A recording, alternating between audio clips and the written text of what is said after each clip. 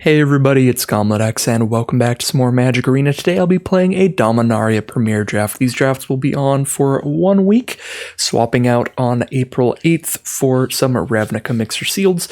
So I'm excited to get back into the format and do a few drafts of it. This is popularly referred to as one of the best draft formats of all time.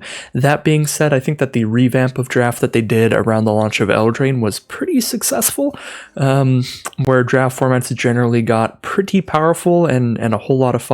So I think that going back to this, you do notice there are a lot more duds and just weak cards in general. The difference in power level between the strongest cards in the pack and the weakest cards in the pack is also quite large back in formats like this. But the top two cards in this pack I'd say would be Knight of Malice, a 2-mana 2/2 first strike that has hexproof from white and gets bigger if there's a white permanent, and Academy Journey Mage, a great bounce spell. But as you can see, there's cards like Fire Elemental, Pyromortar Worm with no text, Seismic Wave, Skirk Prospector, Rescue, Radiant Lightning, Healing Grace. There's just a lot of pretty weak kind of nonsense in Dominaria that I've noticed in the practice drafts I've done of this format, whereas we get a lot less of that kind of stuff nowadays, or at least it feels like that. So let's see what we have here in pick 2 now. I kind of like Shivan Fire a lot. This is just an excellent instant speed removal spell. 1 mana for 2 damage, or you can kick it, so it's a flexible one. 5 mana for 4 damage. Really good card. Dominaria is a slower format than what we're used to nowadays as well. So Divination is a pretty good card in this kind of format at the speed of the format. Memorial to Genius is pretty good as well. A land that can cycle for 2 cards later. Quende can be kind of a fun build around, and a 4-mana 2 Double Strike isn't the worst thing in the world, even if you don't have a ton to build around with it, but I think it's got to be Shivan Fire there. Just a really efficient removal spell. Speaking of efficient removal, we've got Seal Away to exile a tapped card for only 2 mana, as long as it stays on the battlefield. There's not a ton of main deckable enchantment removal. There's cards like Broken Bond for sure, but I'm not sure how often you would want to main deck a card like this in this format, and we are playing best of 1 here. So Seal Away and Blessed Light are both great removal spells. We see Blink of an Eye as well, which is a really efficient just piece of interaction. You get to draw a card off of this and slow your opponent down. Deathbloom Thalad's a pretty good card, a 3/2 that spits out a 1/1 when it dies. Get2 Chronicler can be a lot of fun as well.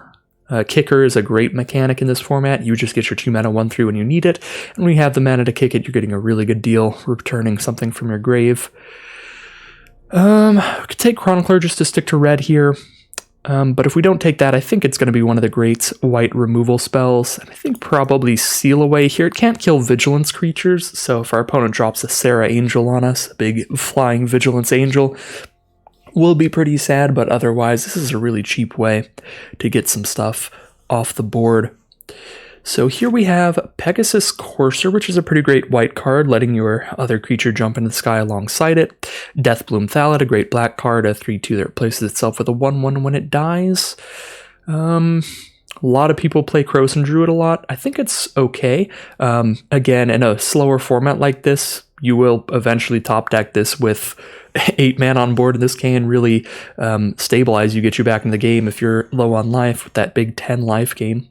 Windgrace Acolyte's solid too, a flyer that mills you some, gains some life. Flyers are pretty good in this format. But I think I want to go Deathbloom Thalad. I think it's just a pretty good deal for its mana cost. We're already looking towards black with Knight of Malice here. Just love me a Deathbloom Thalad in general. See Fiery Intervention in red, however we see Knight of Grace in white, and that is one of the really good synergies with the Knights, is that they care about your own permanents as well. They'll get that +1/+0 as long as any player controls a black permanent or any player controls a white permanent. So if we have both Knights onto the board, or either Knight on the board, if we have a permanent of the other color, we'll buff our own Knights. So in black-white, these do get a bit stronger, and they're already plenty strong on their lonesome, so I'm pretty happy to take another Knight of Grace here. Gideon's Reproach, pretty great removal. These packs have actually been pretty powerful. I was talking a little bit of crap about Dominaria earlier, but these packs have been really nice, and Call the Cavalry is a pretty sweet one too. 4 mana to get 2/2 Knights. So 4 power and toughness for 4 mana, spread amongst 2 creatures is pretty good. Pegasus Courser's nice too, and it would be nice to send some Knights into the sky, but actually, I'm really not sure which is better here. Pegasus Courser and Call the Cavalry are both pretty sweet.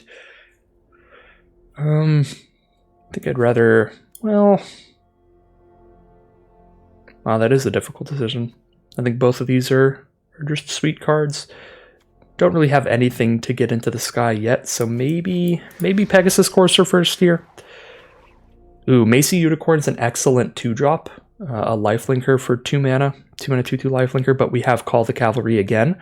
This is another pick I'm not 100% sure about. There's a lot of pretty weak 2-drops in the format, like a 2 mana 3/1, a 2 mana 2/2 that doesn't really do anything. So I'd like to fill up my 2-drop slot with great stuff while I can. Again, Call the Cavalry is a powerful card, but Macy Unicorn just does things. Jousting Lance is a pretty solid way to use your tokens you get off of cards like Call the Cavalry. Make sure they're still relevant throughout the game. And we are getting to that point now. There's like Guardians, Impulse, 2 mana 2/2, a 5 mana 5 more, 4 mana 3/3. Pretty unplayable equipment. Yeah, we're getting to that point. We gotta just take something. Aven Sentry is not bad. It is flying. Yargle's okay if you have a lot of stuff that cares about having casted historic spells, but you're playing a 5 mana card that only has 3 toughness, so their 3 mana creatures are able to just block and kill it. You know, a 3 mana 3/2 or a 3 mana 3/3 because it has no other text. Yargle is cute though, so we could still take Yargle because it is cute, but I think I'd rather take Aven Sentry, to be honest. Take a Healing Grace here we're unlikely to play. Adamant Will is more likely to get played than the Healing Grace. Blood Tallow Candle, while it is a whole bunch of mana to use this as a removal spell, is more playable than it looks just because it is a historic spell. Historic spells being artifacts, legendaries, and sagas, and there are some cards in white and black that care about casting historic spells, so that was certainly a legitimate option there too. I actually like Stronghold Confessor better than Knight of New Benalia here. It's basically a 4 mana 3/3 menace, so it's kind of a beefy, somewhat evasive creature. So pretty happy with that. Take a random big old worm, random red combat trick. See what we've opened up in pack 2. So we have Helm of the Host or Cast Down. Probably going to take Cast Down here just because it's the safe pick. This can remove most creatures in this format. The problem is it's not going to remove some of the biggest targets in the format. Dominaria is a format with a legendary creature in every pack, as you can see by Garna the Blood Flame here. So there's going to be some big scary cards we just can't kill with Cast Down, but it's still only 1 legendary in each pack, and there's probably, 6 or 7 non-legendary creatures in each pack, so most creatures will get blown up by Cast Down. That being said, Helm of the Host could take over a game, and the format is slower, so you might end up in a game where you have time to slap this onto something, and if you do slap it onto something and that thing doesn't die, you will almost definitely win. Maybe we're supposed to take Helm here, but I don't know, it's been quite a while since I've drafted the format, so maybe I'm still trying to draft too quick of a deck, and I should be taking the slow win conditions like Helm of the Host. We'll see as things progress. Here I like Urgoros quite a bit. 6 mana 4/3 flyer. When it deals combat damage to a player, they discard a card at random, and if they can't discard a card, then we draw a card. So very nice card there. I do actually like Dark Bargain. This is a format where you can definitely spend some time just casting some draw spells, so Dark Bargain's pretty nice. But that's the only other real option here, and I don't think it's as good as Urgoros. Now we have another Aven Sentry, and that's about it for black and white. What are the best off-color cards here then?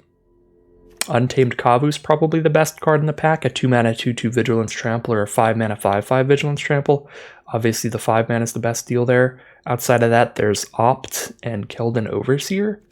Just not a super great pack. Cabal Paladin, if you're like a very historic deck, can get there, but again, it's got that same low toughness problem where your 4 mana creature trades down into your opponent's 2 mana creatures, because most 2 mana creatures people are going to be playing are 2 mana 2/2s, 2 mana 3/1s, that kind of thing. So I just really don't love the stats on that. Yeah, I'm just going to take Aven Sentry. I could see just taking a Untamed Kavu there and just seeing if it works out, but I'm going to stick to what we've got here. And I'll definitely take another Cast Down here. The only real competition being a Windgrace Acolyte, which again, I do think it is a good card. A little more expensive than Aven Sentry, but you gain some life when it enters the battlefield to sort of make up for that. You also mill yourself a little bit, so it does synergize with Soul Salvage, which is one of the pretty solid black value spells to cast late game in this format. If we can pick up some soul salvages, those are a 3-mana sorcery to return 2 creatures from our grave to the battlefield. Divest is not good, Demonic Vigor is not good, Blessings of Belzenlock is not great. I mean, it's a combat trick. Sparring Construct's not good either, but Tolarian Scholar, Unwind, Fire Elemental, Gaia's Protector, these are also just not good. The only good card here is Saproling Migration, probably. And I don't think we're going to play Saproling Migration, and I don't generally like making my mana base less consistent unless there's like a really big buff to do so, and I don't think Scry 1 is that big of a buff, so I don't love Selfear and Void. Okay, I do actually enjoy Thallid Omnivore a decent bit. It's definitely good with cards like Deathbloom Thallid. This is a 4-mana 3/3 that most of the time it just sits there and it threatens to sacrifice one of your creatures to get bigger. It's like a 4-mana 3/3 that can attack into your opponent's 4/4s because they don't want their 4/4 to trade down into your 2/2 lifelink or something. So when you attack with this with a Macy Unicorn or something on the board, you're always threatening. You're just like, if you block, I can just sack my 2/2 to kill your 4/4. So it's pretty good at just getting in there because of that. What are the best cards here? Certainly not the black ones. Rat Colony is pretty unplayable. Just really low toughness in a format that has Saprolings as a major theme. A bunch of 1/1 tokens, so Rat Colony just gets blocked and killed so easily. Coldwater Snapper is probably the best card here. I don't think I'm going to play double Sparring Construct, although it's not super likely I get pushed into blue, but Coldwater Snapper is really annoying. They've stopped printing hexproof cards because of how good the ability is, especially on a 4/5 body like that.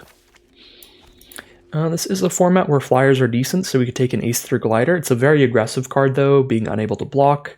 I don't love Rat Colony, Cabal Paladin, or Chainer's Torment. The biggest reason I don't like Chainer's Torment is there is a lot of good bounce in blue.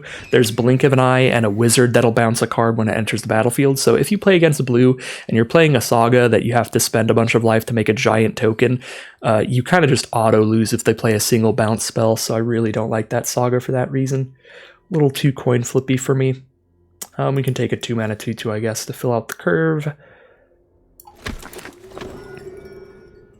Definitely take a Dark Bargain here. I'm happy with that. Nice draw spell. I don't really like Final Parting, but we can cut black here. This is, I guess it's okay if you have cards that will do something in your graveyard, but for the most part, it's like a 5-mana Demonic Tutor, which is really bad in Limited. Even the 4-mana Diabolic Tutor is pretty unplayable by Limited standards, unless you just have the most busted rare in the world. Scoop up that last pick, Rat Colony. Alright, do we have anything in pack 3? Not really anything in black or white, but we've got Skittering Surveyor, so get in the deck. Skittering Surveyor is one of the best commons in the entire format. This card is just... it's just incredible. A 3-mana 1/2 that searches for any basic land when it enters the battlefield. You reveal it, put it into your hand, and shuffle. So this card is like really good at helping you splash things, but it also just helps you consistently hit your land drops. So I would play this in literally just any deck in this format, unless you're just like monocolored, I guess. But Skittering Surveyor is just the business. This is a great card. It's an excellent like pick 1 pack 1 as well, since it leaves you so open. Super happy to play Skittering Surveyor. It also triggers historic stuff if you have cards that care about that. Here we have Deathbloom Thallid, a Call of the Cavalry. It's about it again. Untamed Kavu in green. Wonder how this deck would look had we pushed into green at some point. We'd have double Kavu now. We'd have a few Llanowar Elves for sure. We've seen those just running around the pod. I guess Short Sword isn't absolutely terrible. It's another way to use your little Saproling tokens or Call the Cavalry tokens. I do have 4-mana cards already. I think I'll grab another 3-drop here. The Deathbloom Thallid over the Call the Cavalry. I don't think Arvod's particularly good. Just don't have a lot of legendary creatures, so it's just a 5-mana 3/3 Death Touch lifelink, which is a bit expensive. So I almost think Call the Cavalry is probably better. It's close though. It's probably one of these two. Don't think it's Knight of Nubenalia. Don't think it's the second Dark Bargain. Yeah, one of these two. Call the Cavalry, Arvad the Cursed. What do we do here? We've got Jousting Lance to make the Call the Cavalry tokens better. Yeah, Arvad by itself just being a 3/3. Plus Arvod's more likely to wheel. So we'll take Call the Cavalry here. Maybe wheel an Arvad, but it's not super likely. I'd love to take another Pegasus Courser here to go with all our 2-mana 2/2s on the ground. So 2-mana 2/2 on the ground into a 3-mana 1/3 that'll send them into the sky. Seems pretty good to me. Memorial to Glory is nice. Again, giving you a land that cycles to do something when you're flooding out. But I don't think it's worth taking it over Pegasus Courser. And Quende, again, a little bit overcosted. We tend to get 3-mana 2/2s with Double Strike now. So unless you have a lot of First Strike in the deck, it's not super great. I guess we have 2 First Strikers. We do have 2 First Strikers and an equipment that gives First Strike. When in Dominaria. When in Dominaria, let's draft around a legendary creature. Let's play some Commander here. We've got 3 ways to give First Strike. Maybe it'll pop off. Vicious Offering is great. It's kind of just Black's version of Shivan Fire. 2 mana for -2/2, or you can kick it later by sacrificing a creature. Ideally sacrifice something like a Skittering Surveyor or a 1/1 Sapperling token to give something -5/5 instead. Another Deathbloom Thallid. We just have a million of them, I guess. We have Double Cast Down, a Seal Away, Vicious Offering, and Adamant Will. Adamant Will. I guess you could sort of count it. But I don't think we need Gideon's Reproach is what I'm trying to get at here. Plenty of removal. Whisper would be okay, but not great in here. We don't have that much token production. Whisper is great in like the Sapperling decks that have a ton of it. I think I'm just going to take another Deathbloom Thallid. Take another Jousting Lance now that we have a Quende. Could have double Jousting Lance for it, although I guess Serra Disciple synergizes with it as well. How many historic spells do we have? 1, 2, 3, 4, 5, 6. Yeah, maybe Serra Disciple. Serra Disciple works with Quende as well. Another Dark Bargain here, I guess. Guardians of Koilos, I guess now we have a bit of a historic theme. This can pick up like a Skittering Surveyor and let you recast it. 5 mana 4/4 is not the greatest price ever, unless you have a ton of historic cards with Enter the Battlefield effects and we only have the 1. Yeah, probably just Dark Bargain being the better card. Urza's Tome looks really cool, but it ends up just being way too slow. 2 mana to play it and then 3 mana to tap it, draw a card, and discard a card. The fact that you're having to spend 3 mana just to loot most of the time, sometimes you get to just draw the card, but it's not often. I don't know, I guess we're more likely to play that than Rona.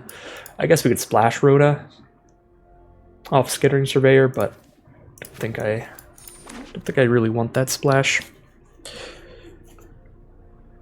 Just not really going to have a historic card in the grave that consistently to draw the card off Rona.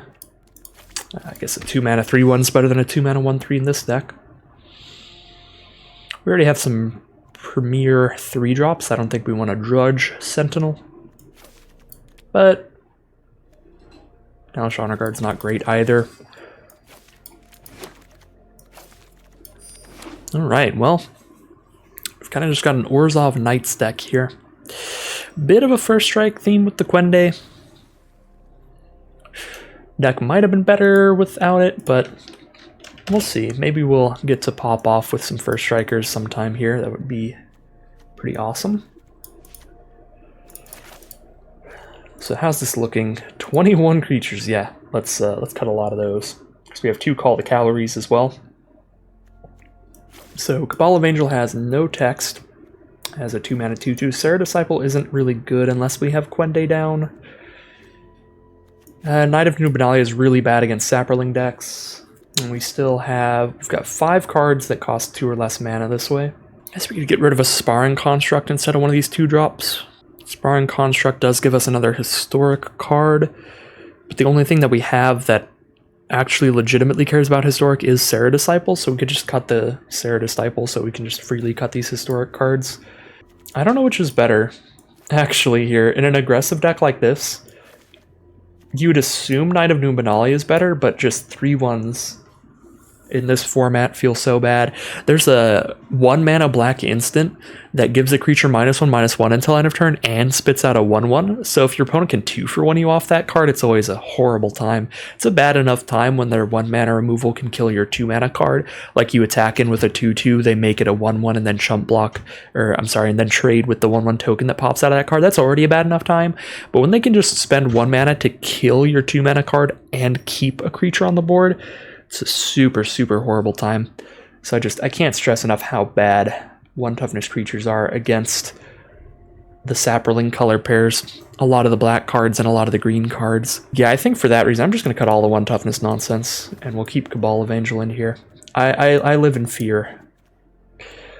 And we can cut Ace Through Glider as well, now that we don't need as many historic cards, and again, we could just get to keep all the 1 toughness stuff out of the deck that way. And we still have a good amount of flyers without the Ace Through Glider. We have 2 Aven Sentry, 1 Windgrace Acolyte, 1 Urgros.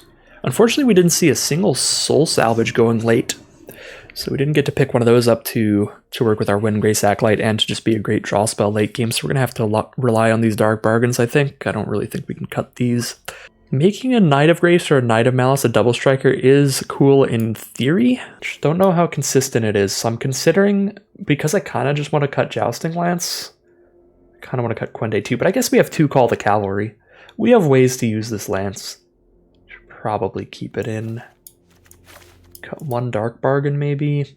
Got triple Deathbloom Thallid for this Omnivore, and it's not a terrible card by itself. Yeah, these final cuts are actually a bit difficult here. 17 creatures right now, but with double Call the Cavalry, we probably cut 2 creatures, because these are more creature-producing spells. Stronghold Confessor is basically a 4-drop, because I'm always going to want to play that as a menace card, so we probably cut a 4-drop here.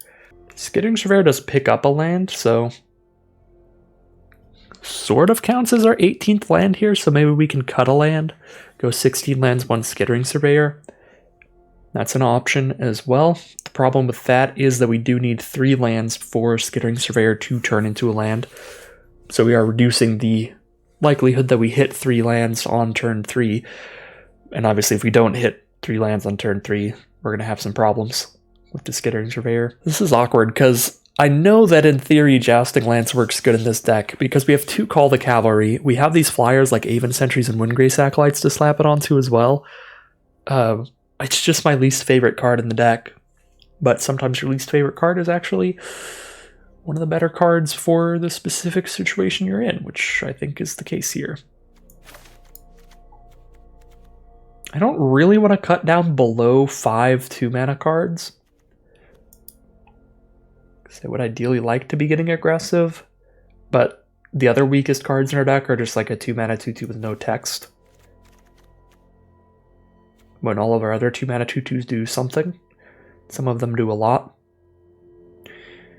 Maybe triple Deathbloom Thallid's a bit much. Maybe we can cut one of those. Maybe we can cut 1 Dark Bargain. Alright, cut 3 cards here. Sure, let's cut 1 Thallid, 1 Evangel. Suppose we cut the Thallid Omnivore at this point. I don't want to cut too many of my low mana cards. And then this is kind of how the deck looks. I'm sad to lose that Thallid Omnivore. You know what? I probably should have cut just Windgrace Acolyte here. A 5-mana 3-2 flyer when I have 4-mana 3-2 flyers? This doesn't do anything else. We don't have anything that cares about what's in our grave. So it's just, we gain some life when it hits the board and mill ourselves for no reason. When you don't get anything out of the self-mill, it's probably actually not that good. Especially when we already have cards filling the same role as it, the Aven Sentries. So we should actually get that out of here and put maybe the 2-mana 2-2 back in. Or the Thallid Omnivore back in, or one of the Deathbloom Thallids back in. Now we're right again back to the drawing board. I cut 1 card and then I put 3 back in because I want them. Probably just supposed to have the 5 2-mana 2-2s here. I generally think that Quende is just a meme here. I don't think it's actually going to pop off. You know what, how about this? I'm going to cut Quende for Thallid Omnivore, and then we're going to go ahead and just at the end of any game that I play where I drew Thallid Omnivore, I'm just going to think to myself, would Quende have been better here? Because that is exactly what I would have drawn instead of Thallid Omnivore. So if I end a game where I have like Knight of Grace and Knight of Malice out and I draw into Thallid Omnivore, then I'll be sad. But if I've just played no first strike creatures all game and I draw a Thallid Omnivore, then Thallid Omnivore obviously would just have been better in that position, I think. So we'll see. We'll see how things pan out here. It's going to be an interesting draft. Definitely a bit out of my depth here returning to Dominaria, but this deck looks good to me, so go ahead and check our colors. 12 black, 9 white, so a 9-8 split sounds right to me. Let's see how this deck performs. Got a mono white hand here, which is quite awkward. We also only have 1 spell that we can cast until we hit our black source. I believe we went 9-7 in Black's direction. Yes, there's 9 swamps in here. 9 swamps and we're on the draw. These black cards are also kind of slow in the first place. I think it would be that wrong to keep, but I'm gonna mulligan here. This is a definite keep now. Probably get rid of the 6 drop and hope we can use Dark Bargain to draw into our late game plays instead.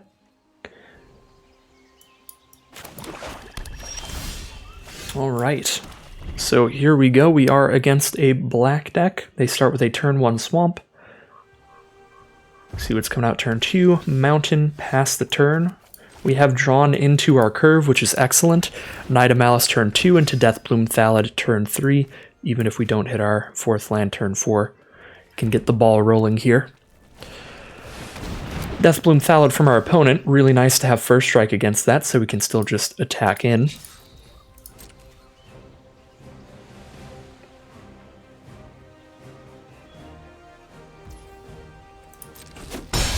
Hit them down to 18 life, and we'll cast our own Deathbloom Thallid. Passing the turn. We did hit our 4th land for Aven Sentry to come down next turn, so we'll be able to attack with Knight of Malice as a 3-power first striker, which should be really good. Oh yeah, that's excellent, because they dropped a 3 toughness creature. So now we simply cast our Aven Sentry, so there's a white permanent on the board, buffing Knight of Malice, and now we attack in with 2 3-power creatures while they don't have the mana to sacrifice something to the Thallid Omnivore. So we hit them down to 12. They don't want to trade Thallid Omnivore into Deathbloom Thallid. They'd be trading it down for a 3-2, and we'd be getting a 1-1 Sapperling in the process. So it looks like it's just going to be a race here, so let's go for it. Let's see what happens. Taking 6 down to 11. So we're at 11, they're at 12. A Windgrace Acolyte certainly going to be helpful in the race, but we can Vicious Offering that card to get it off the board here, so we can just attack all for 9. They can crack back for 6. This feels like a Vicious Offering opportunity here. I'm going to go for it.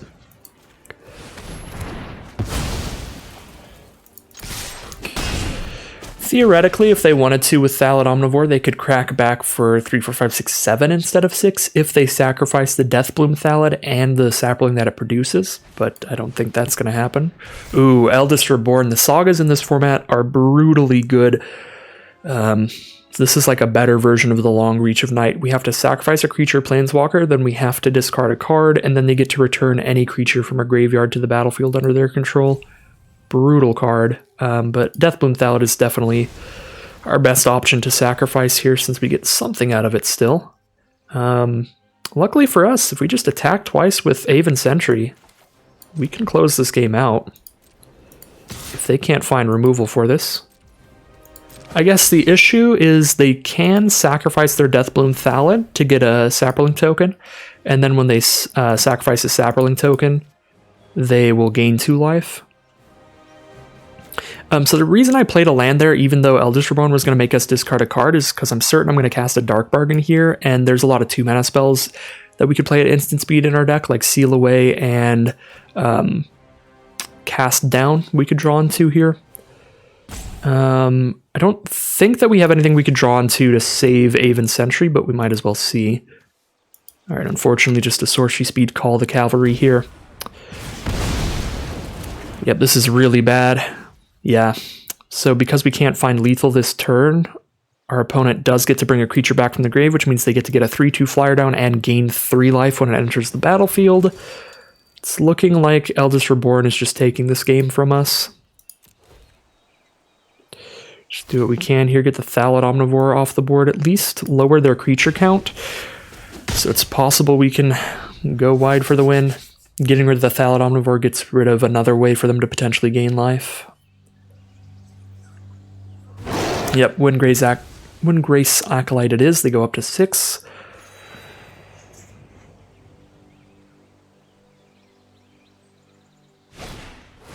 Another Deathbloom Thallid. Yeah, these things are just a brick wall. Because we attack in, we trade, and they still leave behind 1/1s. So they can just start sending in the Windgrace Acolyte now. We get a 5/5 as well. Jousting Lance does a little bit, but it doesn't do enough. Makes our creature 4 power. Still can't attack into Feral Abomination. We still probably drop it here. Just so if we get a flyer to slap it onto, we don't have to spend the full 5 mana to cast and equip in one turn.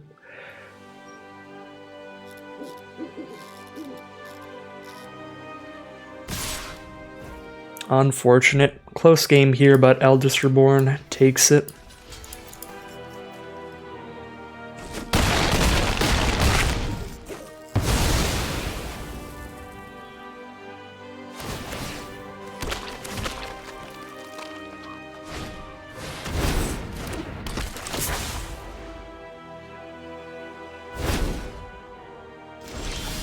Yep.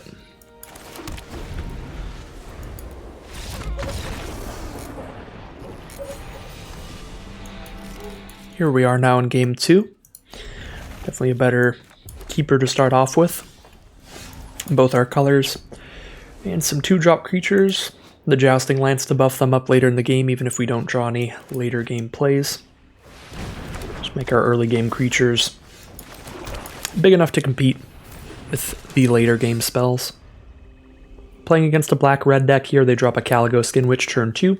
It's a 1/3. If they kicked it later in the game, they would make us discard 2 cards. Unfortunately, a Shivan Fire, gonna get rid of our Knight of Grace. Pretty rude. Get our Banalish Honor Guard down. Probably go for a Dark Bargain here if they don't put anything else on the board. Yep, easy Dark Bargain. Although we've drawn Call the Cavalry now instead. Probably better to keep committing to the board until we run out of things to do, and then we cast our draw spell. So next turn we probably Jousting Lance, put it on one of our Vigilant Knights, and start getting in.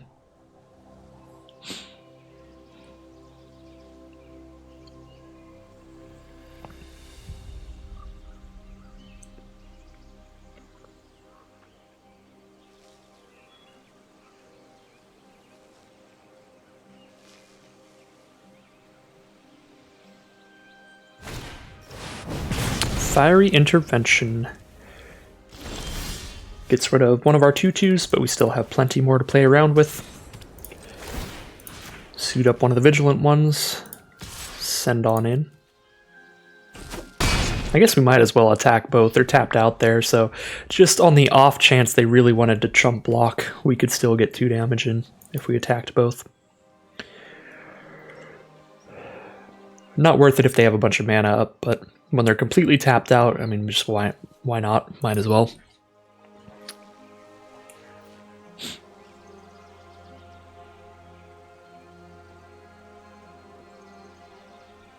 So they have 6 mana up now, so if they have another Caligo Skin Witch in hand, they can make us discard 2. But joke's on them, we've got plenty to discard. So now we are casting Dark Bargain instant speed, probably. I guess if we cast it right now, we could hit a 2-drop and cast it this turn. That wouldn't affect combat at all, though, so let's just send in and probably main phase 2 the Dark Bargain. That's probably better than waiting till their turn just in case. Alright, Pegasus Courser, cast down. Pretty sweet. I guess theoretically cast down could have affected the combat, but I don't think there's any way I'm going to drop my removal on a 1/3. And luckily for us, they drop down a 5/5 Death Touch, and that will be a perfect target for our cast down.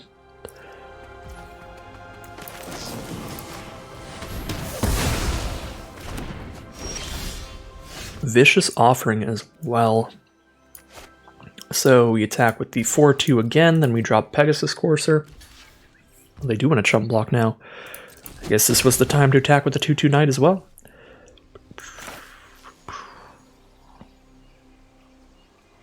Yep, Pegasus Courser. I'm going to hold on to these lands, again, because black has Caligo Skin Witches to make us discard 2, and I don't want to have to discard this Vicious Offering. Well, they have nothing on board. Oh, they go for the chump because they've got a Soul Salvage coming up. That makes a lot of sense.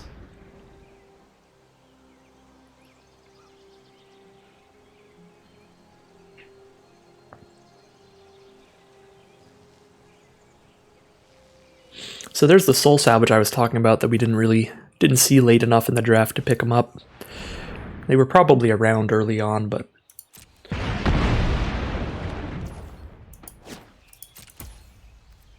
Definitely saw very few. So it seems pretty fine to me. Jam in for 6, put them down to 6 life. Again, just holding up our Vicious Offering mana here. If they try to use a removal spell on another one of our creatures after they've already put something on the board, Vicious Offering will be pretty good. Say they cast the Feral Abomination and then they try to Shiv and Fire something, we can just sacrifice whatever they're trying to Shiv and Fire to -5/-5, they're 5/5. That is Magical Christmas Land, it's pretty unlikely to happen, but we'll see. Deathbloom Thallid from our opponent, a 3/2. Spits out a creature on the ground. Fight with Fire. This would be the opportunity to Vicious Offering, but that already only has 2 toughness, so there's no reason to do so. If we really want a Vicious Offering their 3/2, we can just do it later. Do we want to do it here? Makes it so all they have on board is a 1/1. We attack both, all they can do is chump blocks. They chump block there and take 2. If I just attack with the 4/2 first strike, they're just going to block anyway though, so it's probably worth conserving the Vicious Offering. Because we're still just going to kill the Deathbloom Thallid here. There's no way they just go to 2, right? Yeah. So we kill the Deathbloom Thallid without having to spend a card on it. I feel like that's just better. We can use this Vicious Offering to give -2/-2 to their 5/5, make it a 3/3 when it attempts to block our 4/2 first strike, and then we first strike damage, kill it. Alright, we got them to play the Skin Witch, play the 1/3 instead of 5/5, which means our attacks are going to be nice and easy here. Boop, boop. Discard these swamps. And that is why we just hold on to those swamps. Not only does it make sure we don't have to discard Vicious Offering, but it also makes our hand look a lot more threatening and maybe leverage them into playing a 1/3 for 6 instead of a 5/5 for 6 like that. That being said, I guess we had Vicious Offering in hand, so even if they played the 5/5, we would have a good response to it. The 1/3 does still hold off the 2/2 Knight, though. Either creature they play holds off the 2/2 Knight, because if we attack both, now they can double block the 2/2 Knight.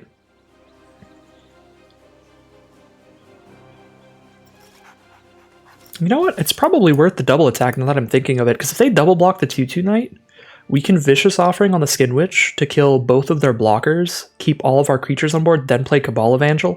Then we have 3 creatures all with at least 2 power when our 4/2 put them down to 2 life. So they'll have 1 creature on board next turn if they tap out for their 5/5. This actually very likely can lead into lethal next turn. I think this is worth it. Even if now we don't have a way to deal with the 5/5, we have a way to kill them. Very likely. They need 3 blockers down to survive. Or they need to kill a bunch of our creatures. Oh my god. This is kind of how Dominaria has been going for me in general. The moment after I Vicious Offering, Siege Gang Commander is down, the perfect 2/2 to shoot with a Vicious Offering, and that's the 3 blockers they need. This is a massive issue. We have to just attack all, right? We have to kill as many of these as 2-for-1 trades as possible, because otherwise they can just spend 2 mana and make them 1-for-1 trades. 2 to any target, they go kill there, kill there, kill there. I guess even if we held Vicious Offering up, we Vicious Offering that, in response they kill our 4/2, and they still have 3 1/1s against our 2 2/2s. They double block one, block another. Yeah, this would be a horrible situation either way. So if we had Vicious Offering still, they would still make Siege Gang Commander itself kill our 4/2 in response to us trying to Vicious Offering it. Then they can double block there, single block there. We're left with only a 2/2 and a 1/2. And then they could cast like Feral Abomination. I guess it's a better chance of winning than we have now. Because we'd have a 2/2 and a 1/2 against their 5/5. Instead of probably less creatures, I think. I don't know, I guess we'll see what they do here. But I'm assuming they just chump block a 1/1 on one of our 2/2s and then sacrifice that 1/1 to kill the 4/2. Or this works, this kills all our cards and we're left with just a 1/2. That makes a lot of sense.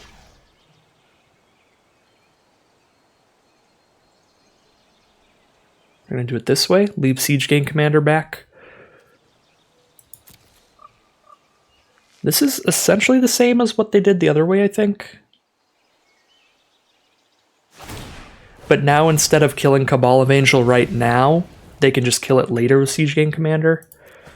It leaves it more flexible what they want to kill, so this is probably the better line. But I think their first block would have functioned pretty much the same. We were just lost Evangel immediately. Now they just have the ability to kill Evangel in the future. I guess the only problem with this line is they might get choked up on mana. If they don't have an 8th land drop so that they can cast Feral Abomination and still hold up 2, that could be a little sketchy.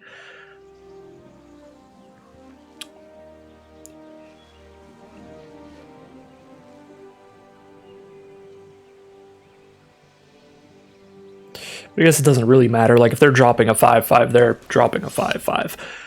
We're not really getting in. Alright. I mean, not much of a reason not to play around another Skin Witch, I guess. We could attack in with Surveyor and force them to lose Siege Gang Commander here.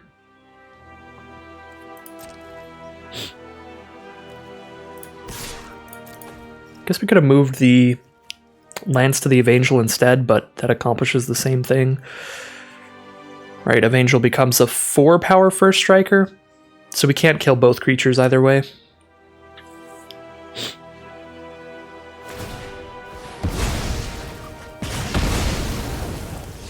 Okay.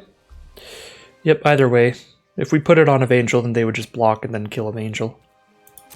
So same difference. There's the Abomination. Send in the Raider, that's bold. If I draw removal, they are now dead. We have not drawn removal, but we've drawn a Menace creature, which is pretty huge. Yeah, we do have another cast down in here. Yeah, Stronghold Confessor is incredible here. It's going to be a 5-power Menace creature.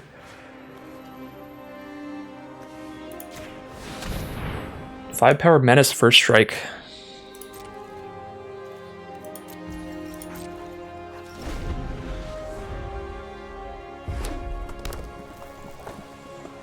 I guess all it does is 1-for-1 trade for Feral Abomination, though. They just double block. Oh wow, they're going in. Alright. Another creature in hand then, for sure. Or removal. Well, this is a little suspicious. See if Dark Bargain can't get us some backup plans for whatever they're planning here. If they're planning removal, they should probably use it in response to Dark Bargain. Okay, yeah. Just more removal in hand. There's Seal Away and Deathbloom Thallid. Well, here's where holding all these lands has cost us, because we could cast both of these if I had played a land last turn and a land this turn.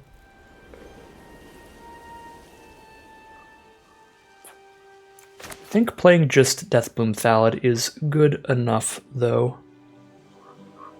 Yeah, just play Deathbloom Thallid so that can block their Keldon Raider and still leave behind a creature, so they can't really afford to attack with Keldon Raider unless they have another creature or removal spell here.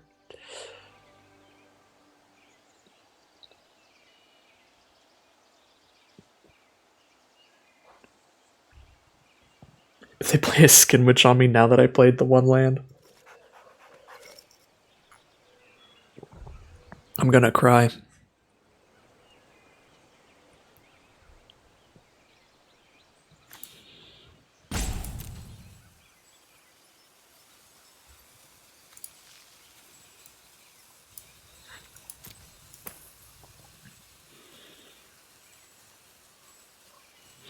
They are in the think tank here for sure. Land for turn.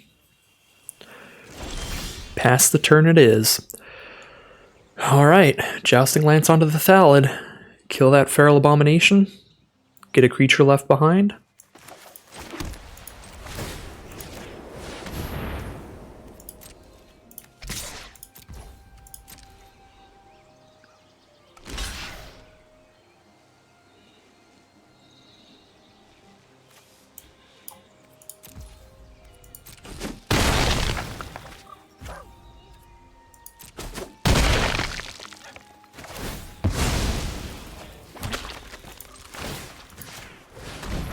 Lance onto the Saproling.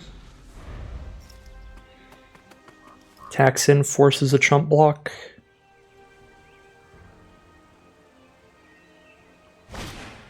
Settle the score. Exile target creature. Okay, goodbye Skittering Surveyor.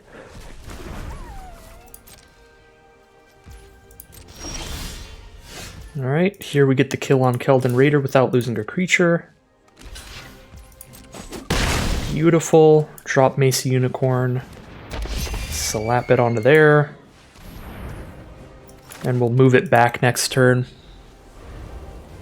So they both have enough power to kill our opponent. Even if they play a creature now, they die.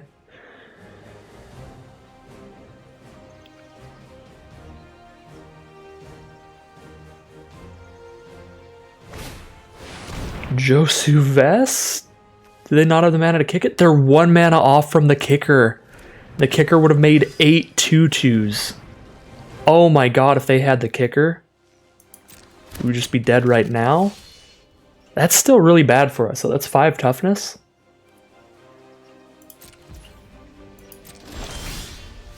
It's still a massive issue. So we're kind of just vibing. We just got to sit here now. So we've got a 5 toughness creature down. If I move this equipment over and I attack both, they just kill the Macy Unicorn. We tap the Judge Sentinel. You know, that doesn't really get us anywhere. I think I'll leave the equipment on the Unicorn for now, because if I really need to block, I'd probably rather gain life off the block.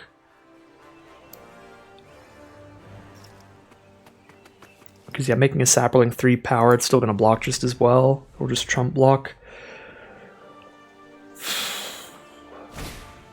Skizik. Oh dear. 5/3 trample haste now. They're at 2, we're at 7. Moving into combat.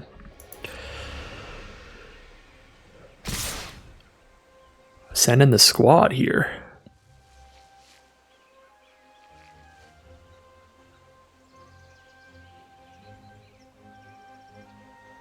I would love it if they did. I think we just have lethal if they do that. We just have to have 1 creature left behind after combat. And thanks to Seal Away, we can certainly do that.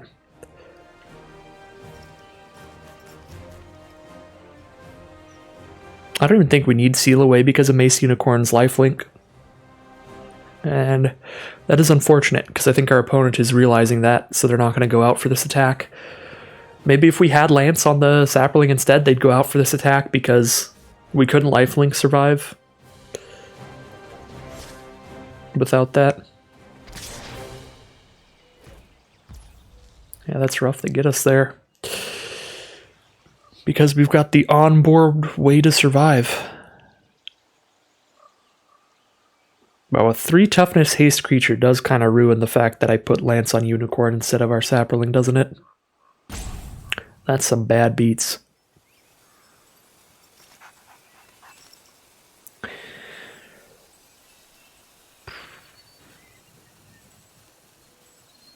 We probably just Seal Away.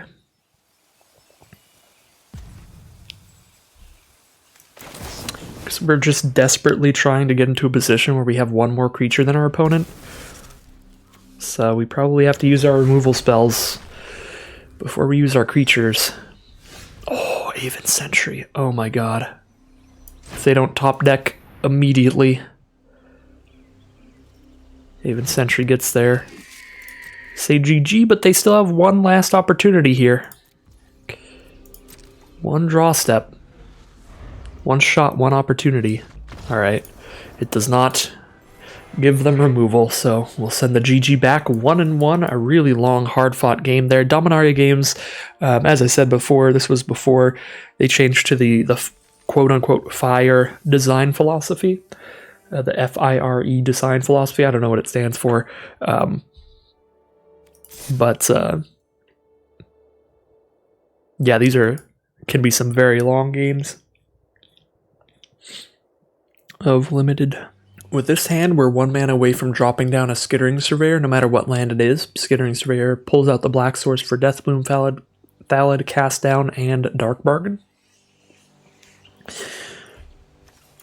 I'm going to keep it. We need literally any land in the top 3, but then we're off to the races. So the fact that I don't need a specific color means I'm going to keep it, because every draw step's like a 50-50, so I have to lose 3 coin flips in a row. Nice. I guess I only had to lose 2 coin flips in a row to get punished here, because we're on the play, so we didn't draw a card turn 1. So there was that to consider. It's more likely to fail that than I gave it credit for.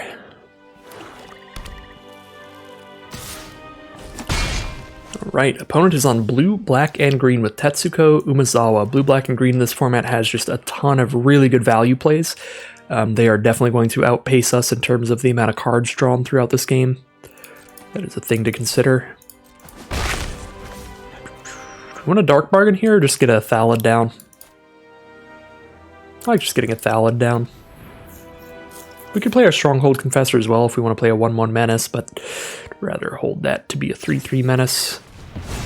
Alright, cool. Maybe I should have just played... I got so distracted by the mana cost it says and not the actual mana cost of the 4 mana for a 3-3 Menace that I probably should have just tried to play the biggest card we had, just play a 4 mana 3-3 Menace there instead of the 3 mana 3-2 Thalid. But I guess it worked out. Spell gets syncopated either way. So whatever we tried to cast there is just getting exiled.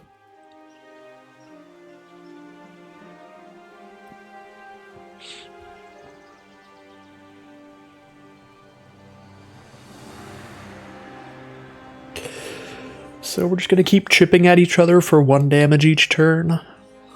Nice slow start, as you can expect in Dominaria.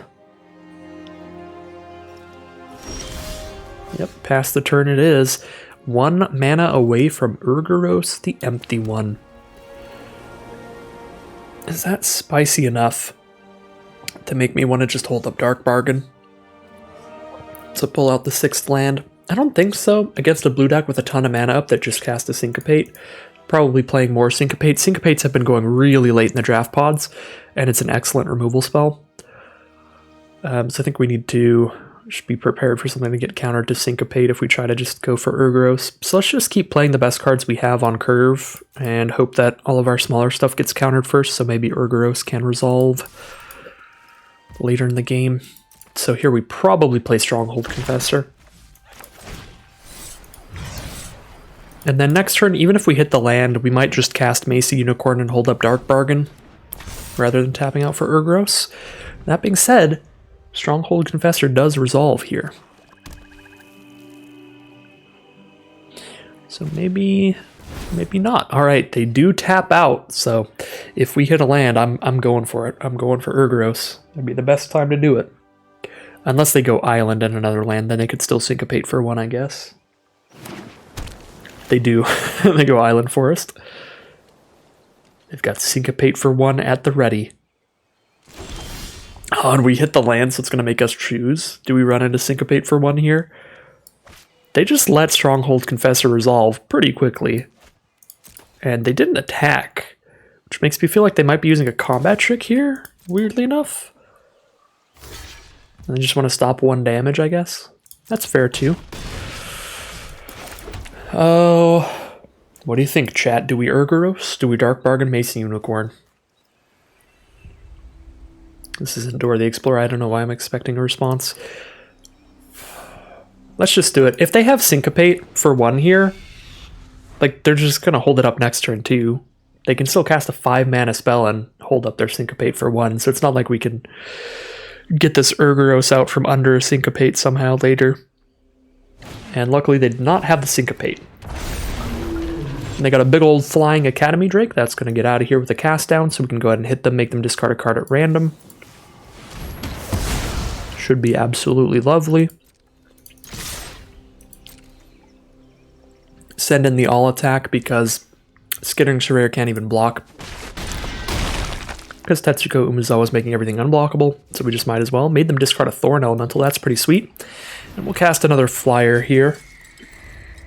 Hitting them for 7 in the sky and 3 with Menace. And Caligo Skinwitch is cool here, but we have lethal on board now. 7 in the sky, they can double block the Menace and just die to the others. Jousting Lance makes it just lethal in the sky, if it wasn't already lethal on board. So that is 2 and 1. Round 4 now, no plays till turn 3. Usually not that big of a problem in Dominaria, but you can still get punished for it. There are aggressive decks. Most of the white decks are trying to be aggressive, and I think Wizards is like the fastest deck in the format. It's just a really aggressive tempo deck in blue-red, if you get the right cards for it. So far, mono black from our opponent, though. There are some mono-colored rares that really pay you off for sticking heavily into one color, such as Dread Shade would be the black one. It's triple black for a 3/3. They can give it +1/+1 till end of turn for black mana. Looks like our opponent does not have that, though. Just have triple black up. Attack with our Courser for 1 in the sky, drop down our Aven Sentry. Quadruple black mana out for our opponent. Turn 4, and a Juggernaut it is. A 5/3 that has to attack each turn if able.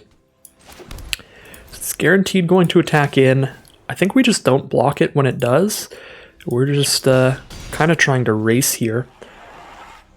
We could seal it away, but I could also just play a couple 2/2 Knights, which seems pretty nice to me. Could also hold up Dark Bargain. Windgrace Acolyte from our opponent, a 3/2 flyer that can trade into our Aven Sentry. We're going to hope that it does here so that Urgoros doesn't have any 3-power flyers on our opponent's board to contend with. Deathbloom Thallid plus Seal Away seems pretty excellent here.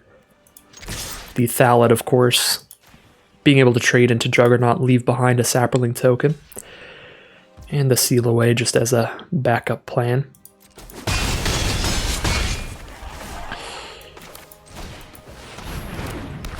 So that was a punt of an attack there.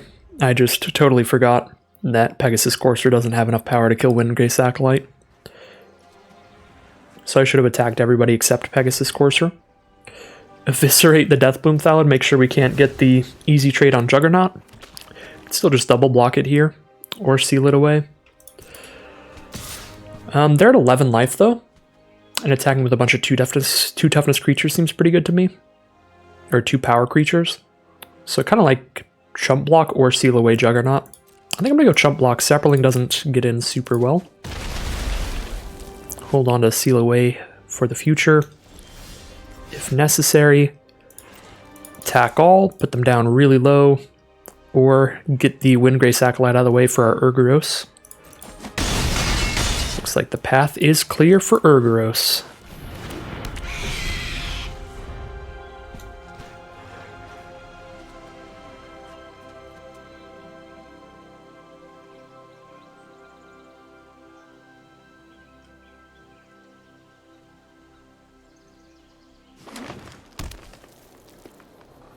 They have hit their second color now. Looks like a black-green deck. 5 cards in hand and 6 mana up.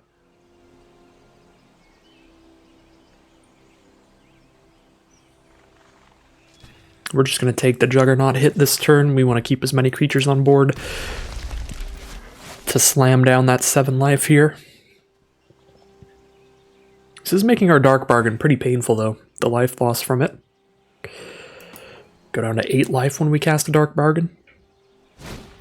Slimefoot the Stowaway. Massive deal, but they don't have the mana to make a Saproling right now. 4 mana to make a Saproling. Whenever a Saproling dies, they deal a damage to us and gain a life. So Slimefoot is an incredible card in this format. They go for a Soul Salvage as well. So we would love to kill them this turn, but we can't. We can put them to 1 life, and then they recast Windgrace Acolyte to gain a little bit of life. Probably their best option. Probably Dark Bargain here, see what we get. Jousting Lance, Skittering Surveyor, Thallid Omnivore.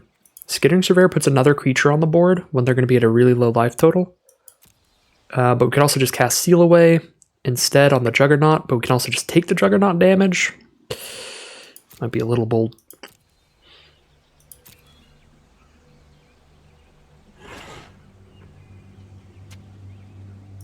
I think I like getting another creature out, but then it's between Thallid Omnivore and Jousting Lance. I guess Jousting Lance messes with the combat math for them next turn.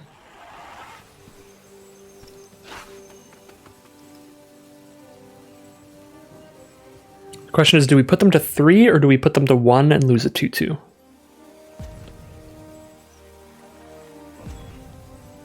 I think we put them to 1. Because we don't even have to worry about Juggernaut as a blocker on their board.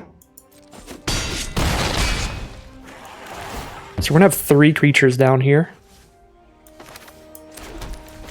They need to have 3 blockers up. Slimefoot can get like 1 more.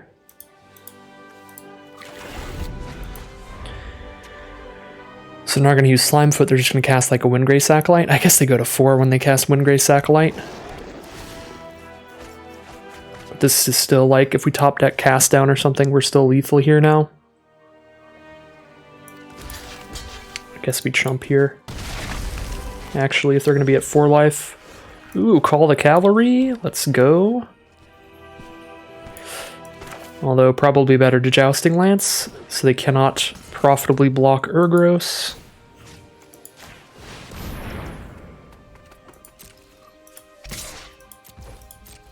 They lose Windgrace Acolyte or they lose the game, so there goes Windgrace Acolyte. Still got our Seal Away at the ready. Or we move the Lance to our 2/2 Knight so we can kill Juggernaut with it. I'd rather just Seal Away. Again, keeping our creatures on board. They need another flyer to survive. Icy Manipulator does it. Seal Away only exiles creatures, not artifacts.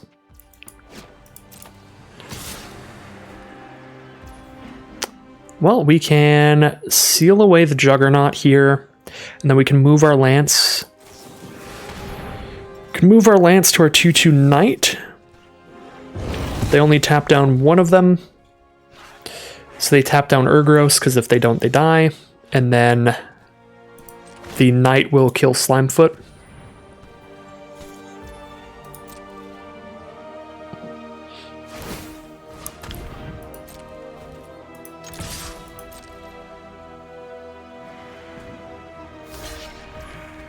Alright, that's out of the way, and then Call the Cavalry is going to be massive here. The Miniature Imperial Oath.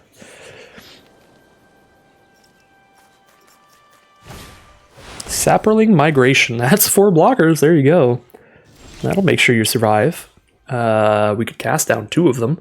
If we cast down 2 of them, they have 2 blockers total. They go block, block. Still survive because they tap down Urgros here. Yeah, so I don't think we cast down right now. We probably cast down Sapperlings on wherever they try to double block. Because they're going to go single block on the 4/2, double block one of the 2/2s. So we can cast down a Sapperling that's trying to get a kill off a double block to keep as many of our creatures on board as possible.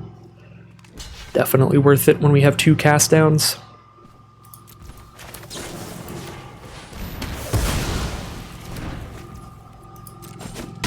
Some really excellent draws these last 2 draw steps here.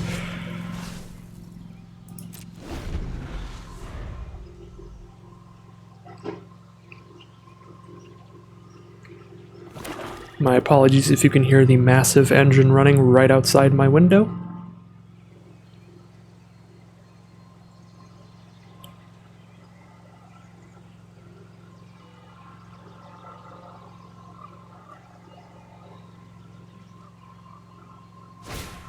Thallid Omnivore does gain them life when they sacrifice Sapperlings.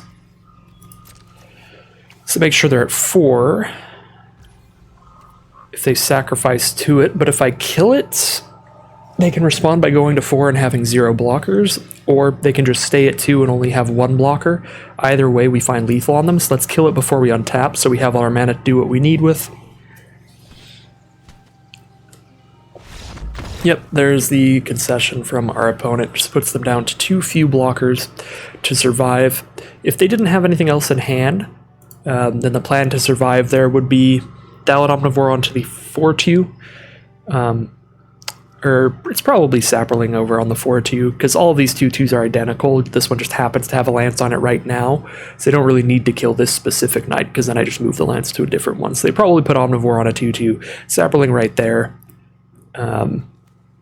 Tap down Urgros. They take 2, but they sacrifice the Sapperling that's getting chump blocked to gain 2 life. So they take 2 and gain 2, stay at 2 life there. But we had the removal, so that'll be 3 and 1 now, I believe. So yeah, no matter what, an average run out of this draft. Would love to get a better run though. I did a couple practice drafts and it was just 3 3 3 3 3 3 just all day long. So fingers crossed, not the 3-1 into 3-3 at the bare minimum. Let's see if we can't get at least like a 4-3. Here we are in round 5 now. Again, apologies for the gigantic engine.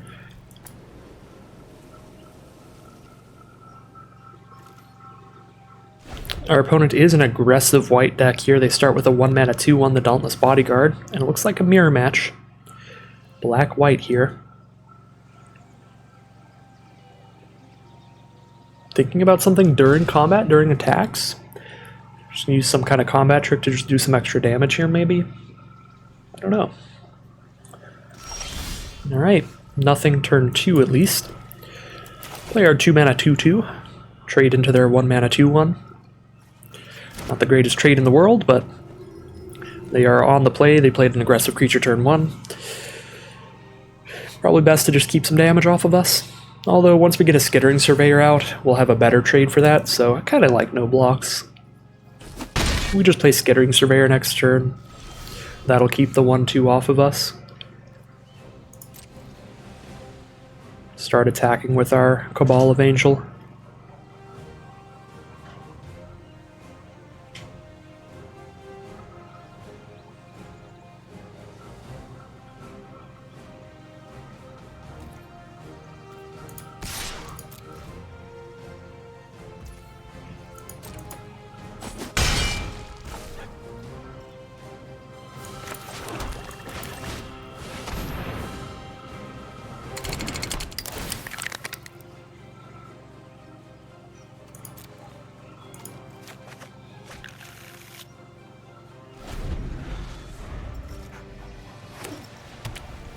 Turn 3 for our opponent. Double white and a black up. They play a Judge Sentinel.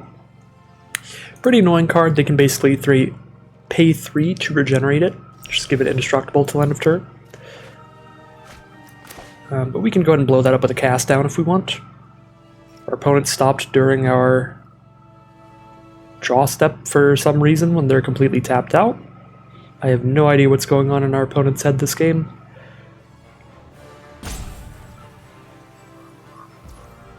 Alright, here we go.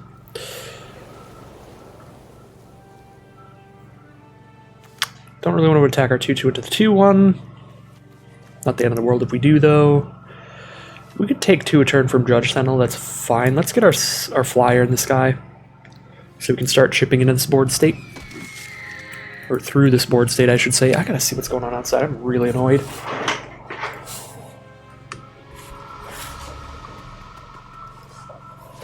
Jesus Christ.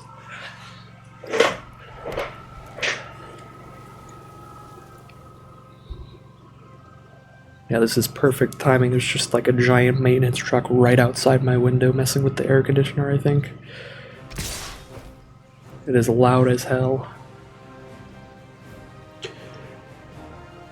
All attacks, sure.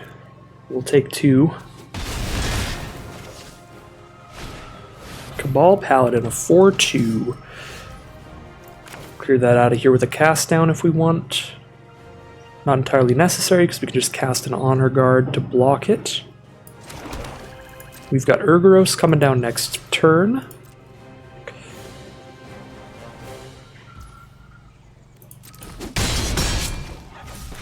Cast our Banalish Honor Guard.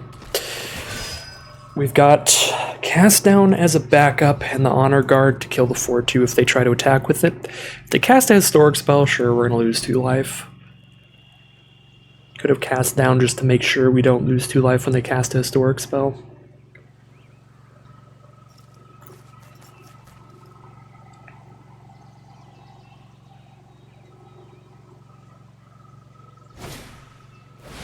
Oh god. Well, they cast Historic Spell. It's one of the biggest bombs in the format. It's going to create 4/0/1 clerics, so it'll be impossible to get through on the ground. And then it's going to make a 6/6 flying trample demon. We can blow up the 6/6 flying trample demon because it won't be legendary, but just 4/0/1s alone is a big problem. They get 4/0/1s and pull our removal spell out of our hand. Now we can't just try to cast down Cabal Paladin or Drudge Sentinel. We're going to need it up to kill that demon. Yeah, now we are never getting through on the ground again. So drop our 6 mana flyer here for sure.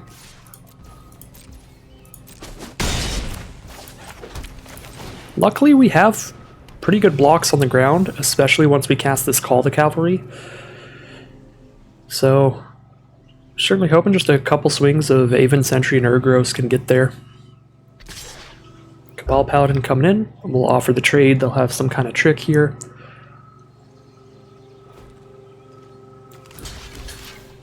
So we'll trade our Evangel for a trick. Alright, no trick it is. Maybe a Soul Salvage then. For Bodyguard and Paladin. They can cast Bodyguard this turn.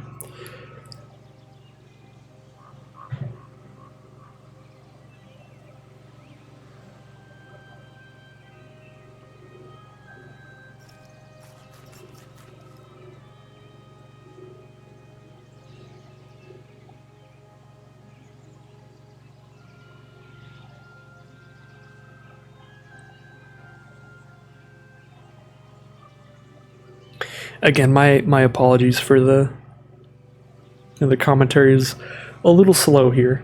I am easily distracted, and this giant engine outside my window is I am having a hard time focusing.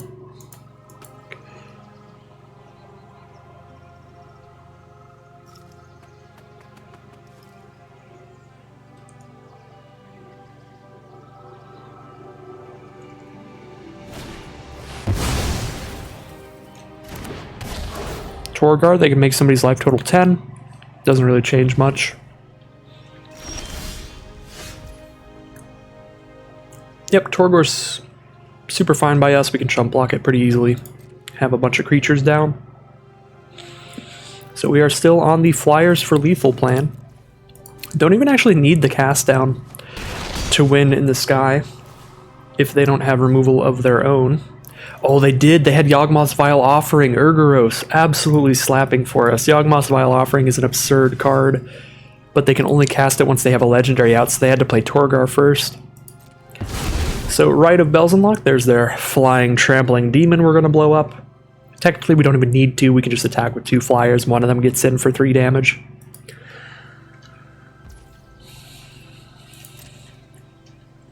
Send in Torguard, chump block with a 2/2. There's nothing in black-white to give trample. Don't have to be worried about that. They need 2 removal spells or some amount of life gain to survive. There's a flyer, so now they only need 1 removal spell to survive, and we'll see if they have it. They do not. That is 4-1 now, so we are in the money, guaranteed to get 1,400 gems back out of this 1,500 gem event. Plus, since I already own the entirety of Dominaria, any rares we pick up will be 20 gems back towards probably getting the full 1,500. Here we are now in round 6. We've got a turn 3 Courser, turn 4 Call to Cavalry, nice cast down for some interaction, and Dark Bargain to refuel when we run out of things to do. Certainly a fan of the hand. Our opponent is playing green-red. They drop a Forest turn 1, Mountain turn 2, and to get to Chronicler, just a 2-mana 1/3 since it was not kicked. Arena's going to be a whole snitch about our cast down here. An Aether Glider from our opponent, a 2-1 flyer that can't block. Well, a 1-3 flyer that can block is a pretty good response to that, if they don't have the cheap removal to kill the Pegasus Courser, which the cheap removal in red-green, I believe, is 1 mana to do 2 damage to a creature, so we definitely don't want to block Gitsu Chronicler here, because then they can Shiv and fire our Pegasus Courser a few turns earlier than they could otherwise. And the Pegasus Courser is keeping the Aether Glider off of us. And Skittering Surveyor does pull out a Plains here. Drop a Call the Cavalry, and they can't really send in on the ground anymore. I'm pretty happy to do that. No point in attacking for 1 when our Pegasus Courser saves us from taking 2 instead by holding back. Tiana, Ship's Caretaker.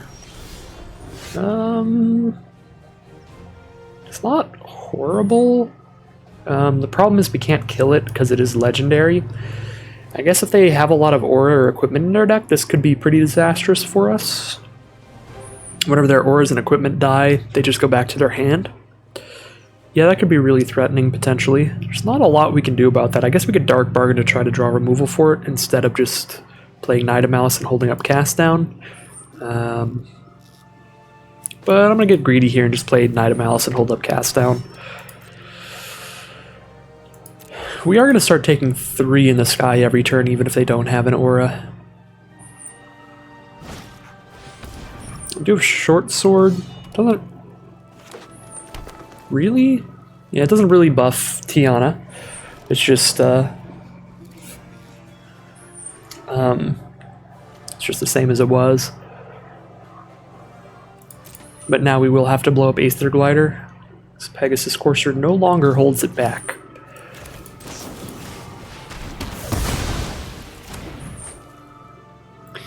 No blocks here, though. Take the 3 down to 15.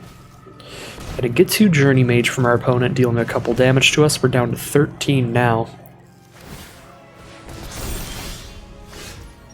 Yeah, Tiana's actually just a really big issue. A 3-3 flying first striker, just the right stats to have. Because all our flyers have 3 or less toughness. So we really just need to draw a Seal Away, or Tiana's gonna end this game. So I'm just gonna go Dark Bargain here. Urgros is not gonna block Tiana well at all. Surveyor of Angel it is. It's what we've got. We can't really outrace our opponent, but our Courser can't block well anymore anyway, so we're not gonna make a block with it, so we may as well hit here. Our 2/2s are doing a good enough job holding everything else back. But yeah, we're taking 4 in the sky every turn now, so we die in 3 turns because they just slap Short Sword onto Tiana. We just gotta cross our fingers for something that can kill a legendary.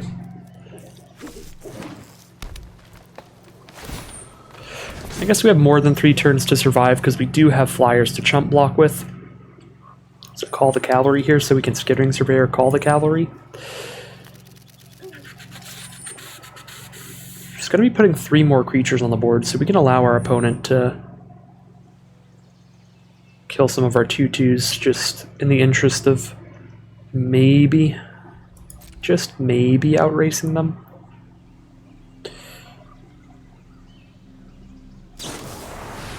Ouch. Blessed Light, so we don't even hit in the sky anymore, which means now if we attack all, they kill our Knight of Malice with their 2/4, and don't even lose a creature in that exchange. I was pretty okay losing a 2/2 attacking all, but now that we don't have a way to give Knight of Malice flying, if we attack with everybody, Knight of Malice dies, and that doesn't feel good. And if we attack with just 3 2/2s, one of our 2/2s dies to accomplish pretty little. Like, we probably just lose 2 2/2s and hit them for 2. And then they're down to a 2/4, 1/2, and Tiana, which then we're just not getting in again in the future. Now, Blessed Light was pretty bad for us. Maybe we even cast Urgros now, because we're going to need to jump block with Urgros the turn after this. So we're going to need to cast Urgros at some point.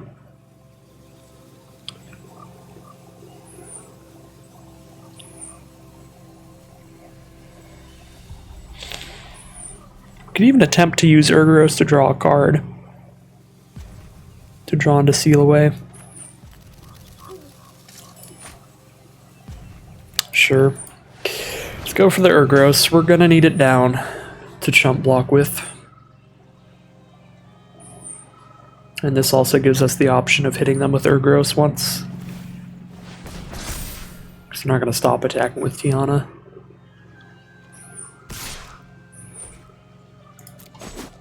Down to 3.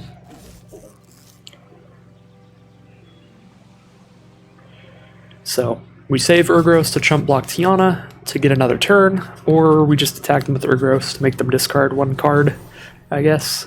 If they play this card, then maybe we hit them with Urgaros, because drawing another card is pretty much the same as getting one more turn to live. All we're doing with our extra turn is trying to draw Seal Away. Alright, yeah. I mean, I guess I'll smack them with Urgaros then. We are just desperately trying to draw Seal Away. So we even Skittering Surveyor first to pull a land out of the deck to make it more likely we get there. If we draw Seal Away, I'm pretty sure we're in the winning spot by kind of a lot. But if we don't draw Seal Away, we just auto lose. Yeah, because we're gonna have a million creatures on the ground. 2, 3, 4, 5. 5 blockers for their 4 attackers. Plus we have Urgaros just constantly hitting them in the sky. Alright. All in on Seal Away. Draw 1 card, let it be Seal Away. Because otherwise, if we just wait, chump block with Urgaros, all we're doing is getting that 1 more card draw, and we won't have an Urgaros. So it's better to hit here. Seal Away. Fingers crossed. Come on, everybody. Knight of Grace is not a Seal Away. That will do it. Actually, it's way better to attack with Urgaros than hold it to chump block, because if we draw Seal Away or a flyer, we get an extra turn. And then obviously the extra turn means we get to hit with Urgaros again. Rough stuff, just a Tiana we can't kill. Here we are in round 7, what could be the final round if we lose. If not, we're 4 wins so far. We could head into a 5+ win run. It's a pretty excellent hand here. Knight of Malice with a white creature to cast a couple turns later. So it's essentially a 2-mana 3/2 first strike. Really spicy stuff. It's possible we're supposed to drop Stronghold Confessor turn 1 there, because we know what we're doing on turn 4, and it's not Stronghold Confessor. But I still think I would prefer making a bigger Confessor later. Although now that we don't even know if we're going to hit 4 mana, do we get aggressive and just play it here? Yeah, because we might have to wait for that 4th mana, so maybe we do just drop Confessor here. Does make it look pretty awkward that we didn't just play it turn 1. Deep Freeze, Knight of Malice, that's just going to be sitting here blocking. But yeah, I'm super happy I played Confessor, because it looks like we're not getting to that 4th mana for a bit. So get some damage with it.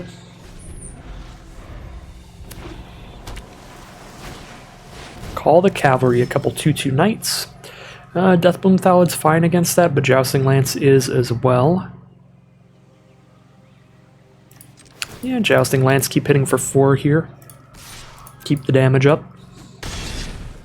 They've got their own Jousting Lance, but they're at 11 and we're at 20. Plus we have a 0/4 Knight of Malice to block their non-lanced 2/2s. So we're only going to take the 1 hit for 4 each turn. Blink of an eye, pick up our Cabal of Angel and draw a card. Send in 2, block 1, down to 18. Dark Bargain is the draw, which we do not have the mana for. We can equip our Stronghold Confessor, make it a 3/1 Menace first strike. They can double block. They only lose 1 creature, so Deathbloom Thalad it is.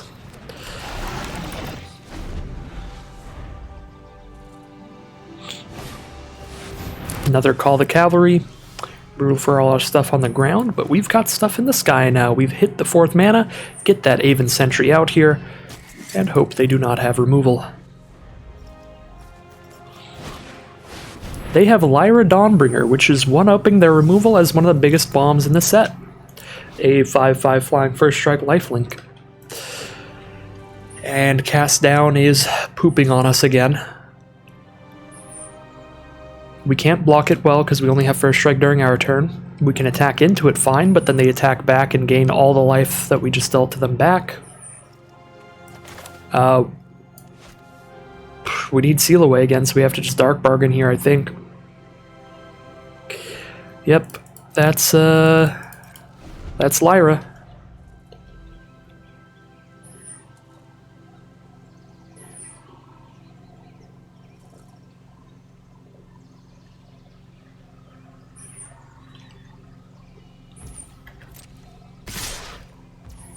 Send in all the 2/2s as well. Alright.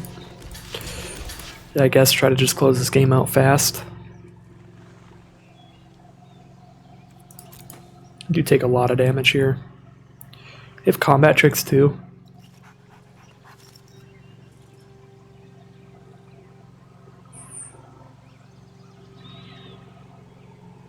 I didn't even realize if they put Lance on Lyra, they're getting like 1,000,000.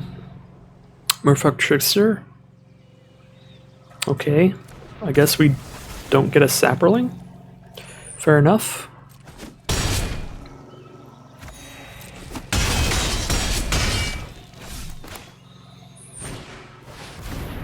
Pegasus Courser. Blow that up with Cast Down. There's our own Pegasus Courser and a Deathbloom Thallid. Where are you at? Seal Away. You're not here.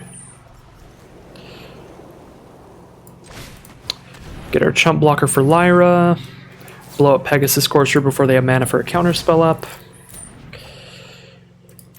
Cross our fingers.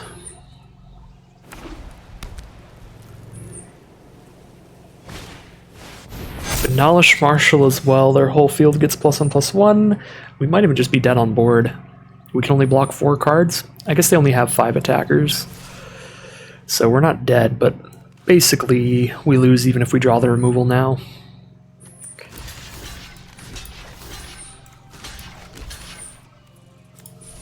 Rather kill a vigilant card than a not vigilant one.